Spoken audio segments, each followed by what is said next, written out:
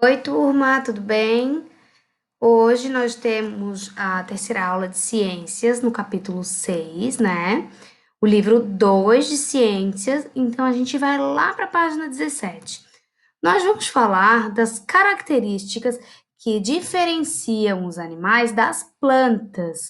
O que que torna eles diferentes? Como que a gente pode saber se é um animal ou se é uma planta? Os animais, eles são bem diferentes entre si, né? Algumas vezes, então, pode ser difícil diferenciar eles de outros seres vivos, né? É, e vocês aí, sabem diferenciar um animal de uma planta? Vocês sabem como a gente pode diferenciar eles? A maioria, então, dos animais, eles se locomovem, né? Eles se movimentam. Eles vão de um lugar para o outro. Por conta própria, sem ajuda de nada do meio ambiente, por conta própria, né? Pelos pés, patas, asas que eles possuem. O caracol, por exemplo, ele tem um pé só, acreditam? Eu descobri isso só agora também. Não imaginava que ele só tinha um pé. E ele se locomove por aí bem devagar, né? Só tem um pezinho, mas se mexe, né? Mas anda por tudo. Já as plantas, elas não se locomovem sozinhas, né, por vontade própria, mas elas podem ter as folhas, as sementes e as flores carregadas de um lugar para o outro com a ajudinha de pássaros, de abelhas, do vento e de outros animais, né? Da água também, né? As plantinhas que caem sementes ou folhas na água de um rio e a correnteza vai levando. As sementes do dente de leão, por exemplo, elas são carregadas pelo vento. E assim, então, novos dentes de leão, eles podem aparecer em outros lugares. As sementinhas aí voando, vocês estão vendo? Cada caulezinho daquele ali que parece um mini dente de leão é uma sementinha.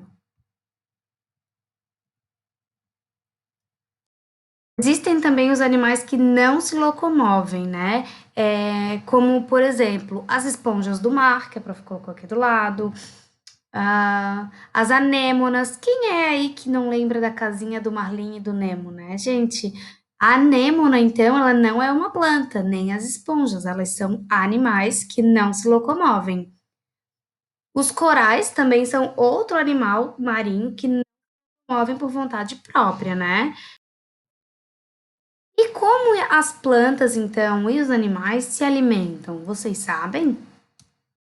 A principal diferença entre os animais e as plantas é a alimentação, né, gente?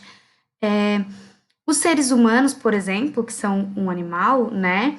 Como nós somos animais e tem outros animais, eles retiram do meio ambiente, né, do ambiente, a comida que eles necessitam. O tipo de alimento deles varia. Pode ser fornecido por outros animais, ou por plantas, ou por outros seres vivos. O ser humano, então, ele é um animal que adquire o alimento no meio em que ele vive, né? A gente adquire nosso alimento aí no meio que a gente vive. Já as plantas, elas retiram do solo os nutrientes que necessitam para produzir o próprio alimento, em um processo chamado fotossíntese. Então, os animais, eles não produzem o próprio alimento, eles precisam retirar do ambiente, né? E as plantas produzem o próprio alimento através da fotossíntese. Agora é com você. Vamos lá para a página 19, então, fazer as atividades. A atividade número 1 tem o seguinte enunciado: plantas e animais podem ser diferenciados por meio de algumas características. Quais características você observaria para identificar se um ser vivo é um animal ou uma planta? Nós acabamos de falar tudo isso, né? Mas se precisar, vai lá no nosso livro, na página 17 e 18. Tem esse textinho que a Prof. leu agora. Leiam novamente e pensem. Pausem o vídeo, façam com calma no tempo de vocês, tá bom?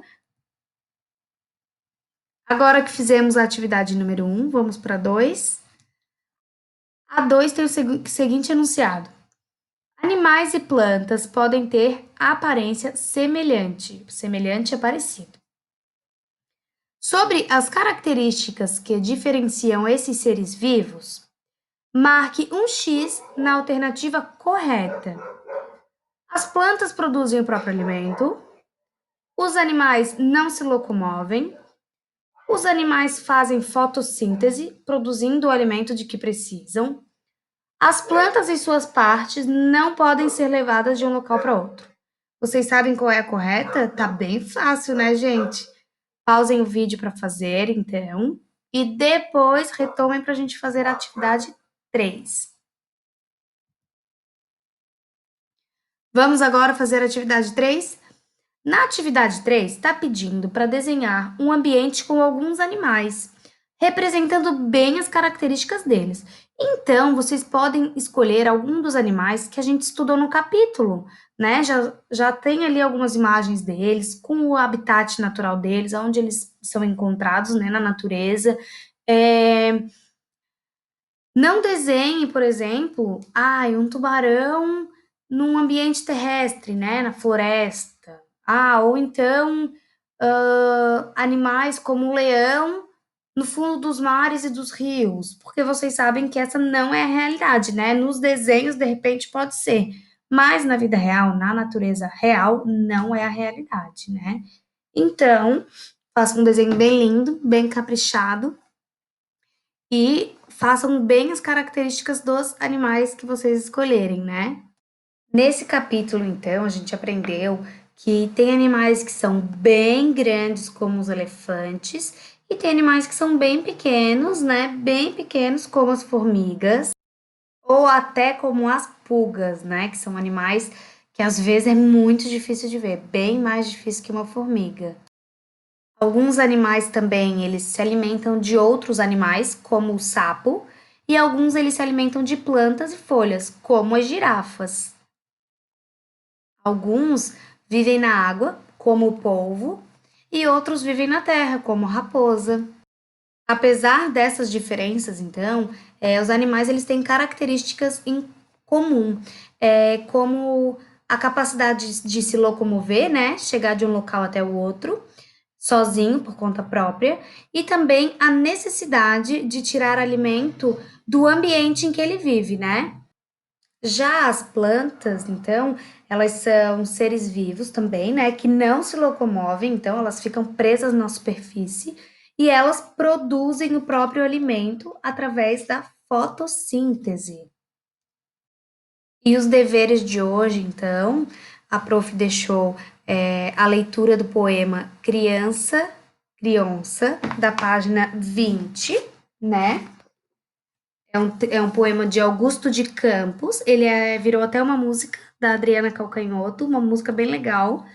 E depois de ler o poema, vocês vão responder as atividades 1, 2, 3 e 4, só esse pedacinho aqui de cima, da página 21. Se precisarem de ajuda, pode chamar a prof, tá bem? Um beijo e até amanhã.